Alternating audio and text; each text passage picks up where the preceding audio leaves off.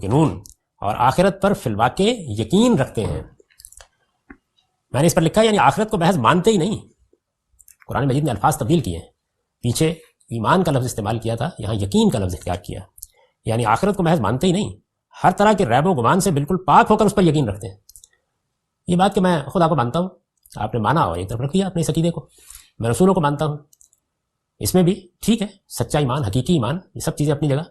لیکن اس ایمان کے تقاضے مسئلہ کب بنتے ہیں؟ جب آپ سے یہ کہا جاتا ہے کہ ایک دن خدا کے سامنے جواب دہ ہونا ہے. تو آخرت کے معاملے میں اگر ریب و گمان ہے, اگر تردد ہے, تو پھر دین کی روح حقیقت میں منتقل نہیں ہوئی. اس وجہ سے یہاں یہ فرمایا کہ ان لوگوں کا معاملہ یہ ہے کہ اگر یہ آخرت پر سچا یقین رکھتے ہوتے تو پھر یہ جو کچھ کر رہے ہیں وہ کبھی نہ کرتے. چنانچہ اہل ایمان کے اس وصف کو نمایاں کیا کہ وہ ہر طرح کے ریب و گمان سے بالکل پاک ہو کر اس پر یقین رکھتے ہیں. اور دیکھیے میں نے اس کے بعد نتیجہ نکالا ہے, لہٰذا یہی سبب ہے کہ حق کو ماننے میں کوئی تعصب اور اس کے تقاضوں کو پورا کرنے میں کوئی غفلت کسی طرح ان کی راہ میں حائل نہیں ہو سکتی.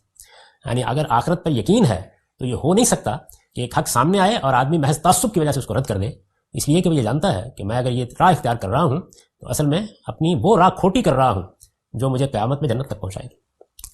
اور اسی طریقے سے یہ بھی نہیں ہو سکتا کہ انسان غفلت میں مبتلا ہو کر سو جائے, اسے زندگی بھر کبھی یاد ہی نہ آئے کہ میرا ایک پروردگار ہے, مجھے اس کے احکام کی پیروی کرنی ہے, مجھے اچھا عمل اختیار کرنا ہے, مجھے اپنی زندگی سنوارنی ہے, مجھے اپنا تزکیہ کرنا ہے, مجھے اپنی تطہیر کرنی ہے, مجھے اپنے آپ کو پاکیزہ بنانا ہے, مجھے جنت میں جانے کی تیاری کرنی ہے, میری آخرت ہر موقع کے اوپر میرا مستقبل بن کر میرے سامنے کھڑی ہے, مجھے اسے کھونا نہیں ہے.